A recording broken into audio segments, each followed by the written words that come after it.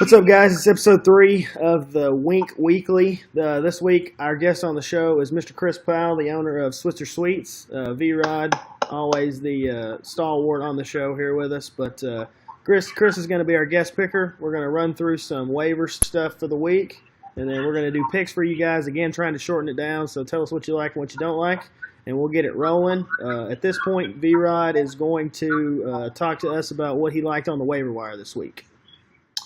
All right, so first off, I want to start off with the injuries that we had. Mark losing Dalvin Cook for the year to an ACL tear and makes that Vikings backfield look a little bit crispier. With Jaron dropping Latavius Murray, I'm sure there's going to be some action tomorrow. But I just want to hit up the waivers that were processed. Billy picking up the Jets, Steve versus Cleveland. I think that was a great pick for him. It was well worth the waiver wire transaction because Cleveland has allowed 16 points of DST to the last 3 out of 4 teams, so that's great. And DeShone Kizer has thrown more interception percentage than he has done pass per attempt yards, which means he's throwing a crap load of picks out there. And then he also got Robbie Anderson, the number 1 wide receiver on an NFL team. It's the Jets. They're 2-2, so who knows? That's a pretty good flyer. And then Tiger out. He went and got Kamara. Even though he's on a bye week, it was a good pickup. Did you know that Kamara had 20 receptions, which is more than Julio, Demarius, Jordan Nelson, and Brandon Cooks? So that's a pretty nice flex later on down the road. Other than that, I don't really think of anything besides the quarterbacks are pretty needy this week. And I'm sure we're going to find some little nifty plays this week. Definitely going to challenge the managers. Good deal. All right. Well, the first game of the week that we're going to pick, I'm not going to pick. It's my game. I'm playing against Hodges. So we will let Chris kick it off there. Tell us who he's got in that game and what he thinks the action's going to be there. For this game, I have Toll beating John. Injuries are really piling up for John's team. Julio's on bye. I think it's just too much this week. I also think Miller is losing his job, so it's just a lot going on this week. I have Toll winning this one pretty easy. V-Rod, what do you think? Yeah, I'm right there with you. I have the Genitals taking this one. Amari Cooper doesn't have Derek Carr anymore, and some people are saying that Amari Cooper is now benchable. Ty Montgomery's injured. He hasn't switched him out, but I'm sure him getting Aaron Jones this week is going to fill that void. I don't really see anything sexy about him. And over at the Genitals, I love every single of their matchups.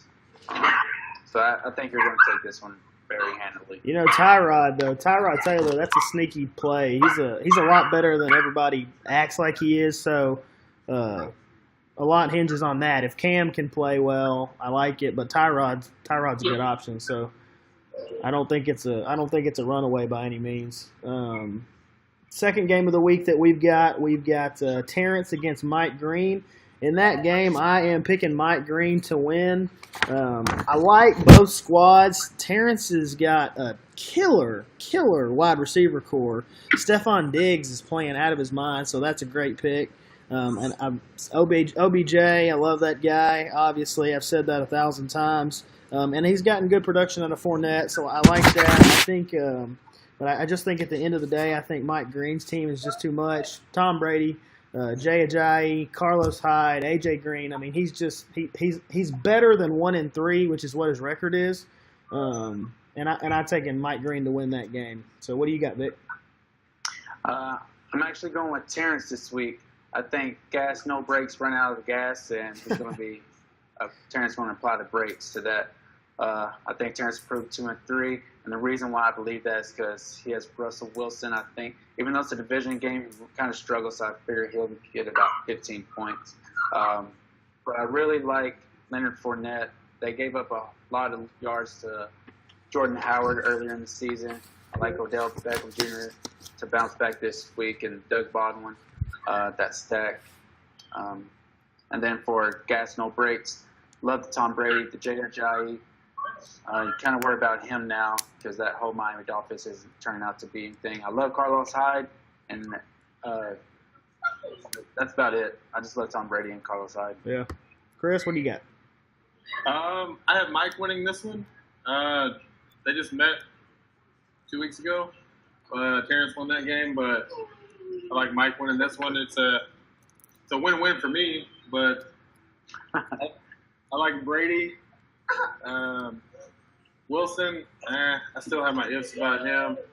Even though I think Nixon is taking over that job, there's still a lot of carries being going elsewhere. AJ Green, I think he starts being a top 5 receiver again.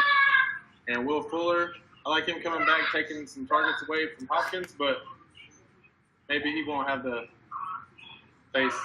Can't remember the Kansas City corner, but Peters. Yeah, Peters. I don't think he'll face Peters, so I think he should have a pretty decent game this week. All right. Next up for the week, we've got Joe Tiger against Billy Luna. It hurts so good against the Hood Rats. Vic, I'm going to go ahead and let you pick this game first. Tell us what you think. I'm going to take Mr. Hood Rats on this one. Le'Veon Bell finally turned the corner. Now you're thinking that Tennessee's going to rely on their running backs now with Mariota being hurt. DeAndre Hopkins, I think, will struggle. I'm sure Billy's going to take out Mohamed Sanu. If not, don't remind him. We don't need him owners in this league to have any help. Hopefully he's but not I think watching. he has them. And the reason why I say that is, well, Matthew Stafford has been struggling the past couple of weeks, and he's got Amir Abdullah in there. Doug Martin just returning, so they might do a 50-50 split, especially it being a Thursday night game. Jordan Nelson is going to smoke him. Keenan Allen be shut down. Zach Ertz. He seems to be the number 1 target in Philadelphia, but I still have Billy with the upset. There's going to be one out of this league, and I think this will be it. All right. Mr. Powell, what do you think? I got ticketed over this one. Murray, he's just haven't done anything for me lately at all this season. Jordy against Dallas, I think that's and I think the biggest thing Billy has going from this week is the Jets defense. And when that's the best thing going for you, I think it's going to be me. I guess that's true. In this game, I do like Billy to pull this out. I feel like I probably would take Tiger if Michael Thomas and C.J. Anderson were in the game. They've been playing pretty well for him. I'd probably go lean his way if those guys weren't on bye, but I think it's going to come down to the running back position for this game. I like Le'Veon and DeMarco. Obviously, they've got great matchups against Jacksonville and Miami. If Tiger's got to roll Doug Martin and Amir Abdullah out there, I just think that Billy's running back attack is going to get him more points there and really put him over the top. So I am taking Luna in that game for the week. Next up, we've got Nick Latouf against Mark Woods, Magnifipunt against Straight Cash Homie. Chris, tell us what you think. I don't think Adam plays, so if Adam doesn't play, he has Allison playing. Or is it? Okay. That's Nick actually. Okay.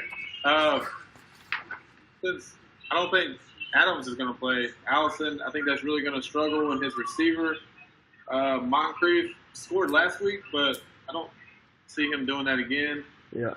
And Straight Cash Homie, I think Hogan continues being really taking over that number 1 spot, it seems like almost. And Winston against New England, that's going to put up 20-plus points easily.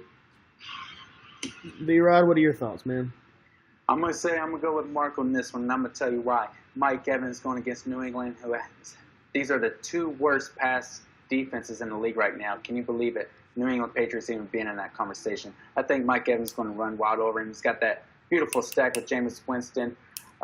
There's nothing that really excites me about next team except for Aaron Rodgers. I'm sure he's going to switch up Devontae Freeman and put in Jonathan Stewart, but I don't like that Detroit defense is showing up lately. I love the Chris Hogan at the flex, but I'm going to go Mark on this one. Evan. Yeah, I believed in Straight Cash Homie for a lot of the year. I think he'll throw Marshawn Lynch in there. I like Marshawn a lot. I just think consistently, I think Mark's team's a little bit better. Jameis, LeGarrette Blount, Marshawn Lynch. He just kind of balanced all the way through there. Like you said, Nick, for me, Nick's got Aaron Rodgers, and he's really exciting, and he can go out there and pretty much dominate a fantasy matchup. But Devontae Freeman with that guy out, it's just I think Mark's just going to have too much for Nick this weekend.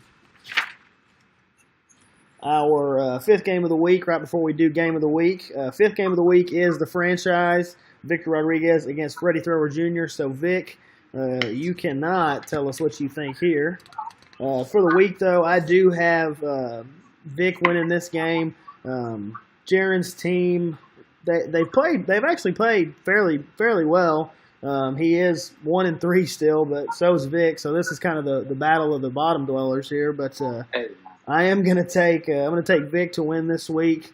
I just think that from top to bottom, without Drew Brees, Jaron really is handicapped there.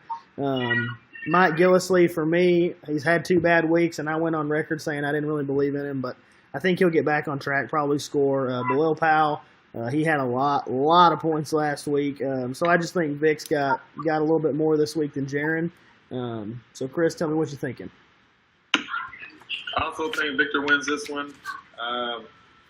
Not his fault, but like Jaron is going to get my bye week this week. Just have this one bye. You need it. He has Jared Goff going against Seattle. That's pretty horrible.